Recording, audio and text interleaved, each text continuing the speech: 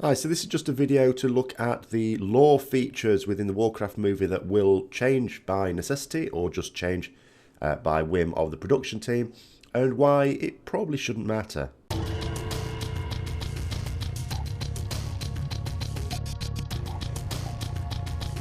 So it's probably about time I did another Warcraft movie related video anyway, and this particular tweet it got me thinking again. It's from Robert Kaczynski. He's the guy who plays Orgrim, and he's basically saying, for the purposes of this film, Orgrim is going to be Frostwolf. He's not going to be a Blackrock Orc. Now, he says, trust us, it works better. Now, here's one of those things. Of course, until we see it, we can't really say that. But obviously, people will have a certain amount of skepticism about that. But I am going to argue it doesn't really matter. But before I do that, I just want to talk about the different changes. People do accept that you cannot have a completely faithful film that is about anything. I'm going to draw a parallel with Lord of the Rings, because of course we have to. Lord of the Rings is that rare example of a fantasy film that was extremely successful. And we all hope that Warcraft is going to do the same thing. If Warcraft even comes close to having the same sort of success, it will actually be a greater success, because Warcraft is based on a game and there's an awful lot of cynicism about that. Whereas Lord of the Rings was based on a book that, in the UK at least, was voted Book of the 20th Century. So very respectable source material. And in Lord of the Rings, there were some things that were not the same as in the book. Some of them you could understand. You could understand there being no Tom Bombadil and features like that. Also, you could understand that you're not going to spend ages and ages and ages with the hobbits wandering through Hobbiton. And just the Shire in general. But then there were other things they changed. You know, for example, when the ring slipped Frodo on the mountaintop, and I thought to myself, that you don't really understand your messing there. That's, you know, they just did it as a little device to show something, but I thought, no, you shouldn't have done that. There was no need to do that. So there are some changes that you always feel a production team, like the director or writers, put in because they want to put their stamp on it. They you know, I suppose it's their creative side not allowing them just to faithfully reproduce something. A bit like an artist doesn't faithfully reproduce, they put their own seal on it.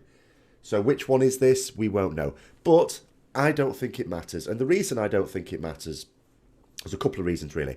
The first is, in terms of World of Warcraft players, there are probably a lot of World of Warcraft players who don't really know who Orgrim is at all.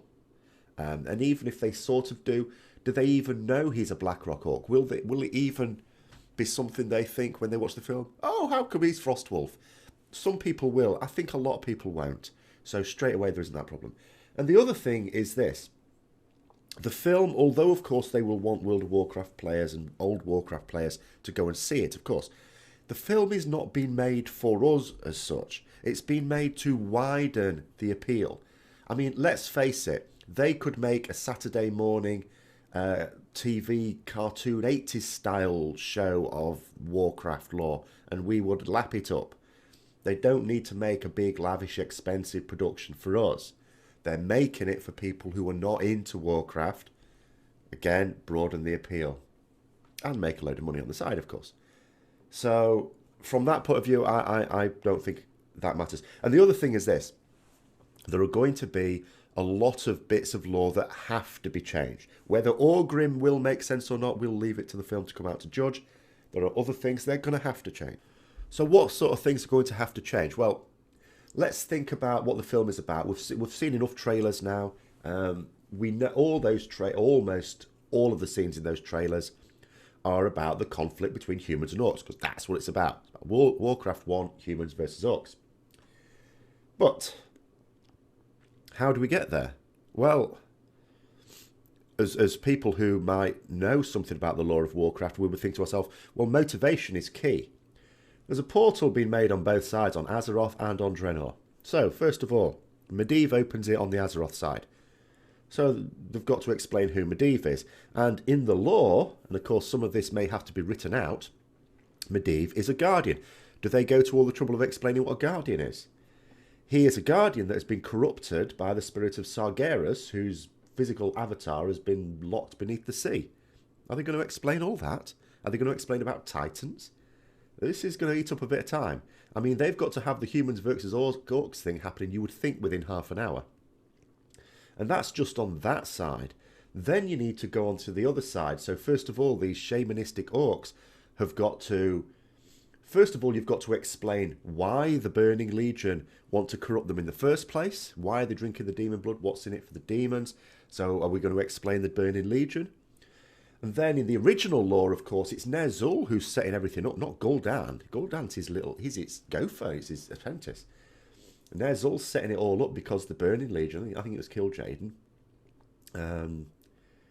pretended to be like orc ancestors to get him to do this thing. Then Ner'zhul found out that actually he was pissing the ancestors off like you wouldn't believe, and he tried to stop the whole thing, but Gul'dan, went to Kil'jaeden and grassed him up basically.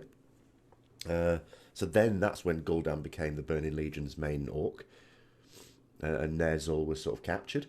Are they going to explain all that? Blimey, you run out of time. All this, if they're going to be true to the law, has all got to be explained and done in as quick a time as possible without... And they don't want to rush too many things in because, again, remember, this is a film being made for people who don't know anything about Warcraft. They're going to give it a go. It looks good. We'll give it a go. We don't know anything about it. And they've got to give it a go. And think what they do know. They know orcs are bad. They've got to get into the idea that that's not the thing at all as well. They've got a lot to do. So it's not actually possible to stick true. They're going to have to change some things.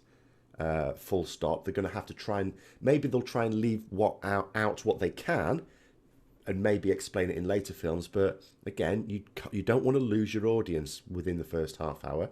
You have to keep them with you. It has to make sense. The motivations have to be explained.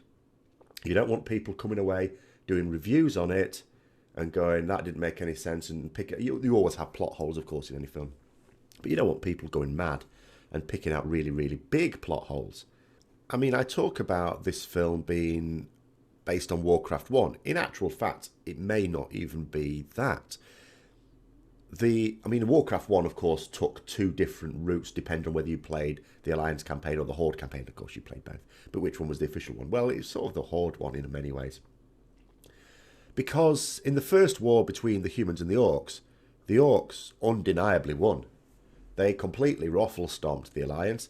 They destroyed Stormwind as well as the outlying regions. It was a complete defeat for the Alliance. Are they going to do that in the film and leave it at that? No, it doesn't sound like that to me. Then there was a second war. In the second war, the Alliance strikes back, and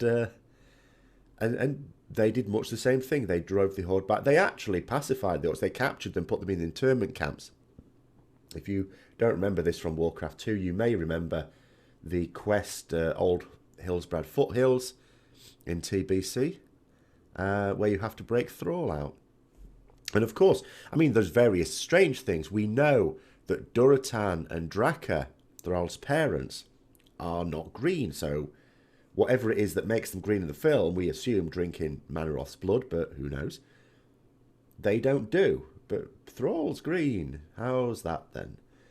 We also see Draka putting Thrall in the Moses basket off in the river. We assume that this is going to be picked up, because we assume this river is near Hillsbrad, and that's going to lead into the next film. So it occurs to me that the film is going to be a combination of the first two wars anyway, so there's obviously going to be changes there. Will Stormwind even be destroyed? Not necessarily. I really don't think in one film they're going to have it destroyed and the humans beaten north and then regroup sometime later and then press south. I don't see that happening at all. I actually don't think Stormwind is even going to be destroyed in this film. So there's certain things that are just not going to be done. And I just think we need to be thinking in terms of the practicalities of doing what is quite a lot. It's 2 Warcraft games worth of content in a film that makes sense to people. So I think, there are going to be World of Warcraft fans who, when the film comes out, write reviews and go, oh, they didn't get this right, they didn't get that right, they didn't get that right. But ultimately, whether they get it right or not depends on what do non-Warcraft players think of it. The people who don't know anything about Warcraft, who haven't read the novels, haven't played the games, haven't done any of that, have had no engagement with it at all. What do they think about it? If they love it, then actually they have done it right. And if they don't, then okay, they haven't. But those are just some of my thoughts on there. I'd absolutely urge people when they do go and see it, as I will be doing, in just watching it as a film. I remember many years ago when the Judge Dredd film came out with Sylvester Stallone, not the more recent good one. And I wasn't into 2000 AD. I didn't really know anything about Judge Dredd. I just watched it as a film. I thought, yeah, it's just one of the things. But a friend of mine at university, he was a big 2000 AD fan. And he had the right attitude watching this film. Because he said to me after he watched it, he says, that wasn't Judge Dredd. But it was quite a good film. He enjoyed it. He enjoyed the film. It just wasn't Judge Dredd. And I think that's the way you need to go into it. Because if you go into it all hyped, expecting it to be a cinematic version of the story that we've grown up with. And remember, Blizzard have changed that story several times anyway. But if we go in there with a fixed story in mind and it's not that, we're obviously going to be disappointed. But if we go in there thinking, do you know what? It's just going to be Warcraft, a different story. Think of it as an alternative universe story, if you like. And we're probably going to have a happy time of it because I think Duncan Jones is a really awesome director. They are bound to have really awesome talent in the writing. It looks spectacular what we've seen. There's no reason to suppose that it won't be a really good film, and I think we need to go in with that mindset. But anyway, if you've enjoyed this video, don't forget to like, comment and subscribe, and until next time, I'll see you later.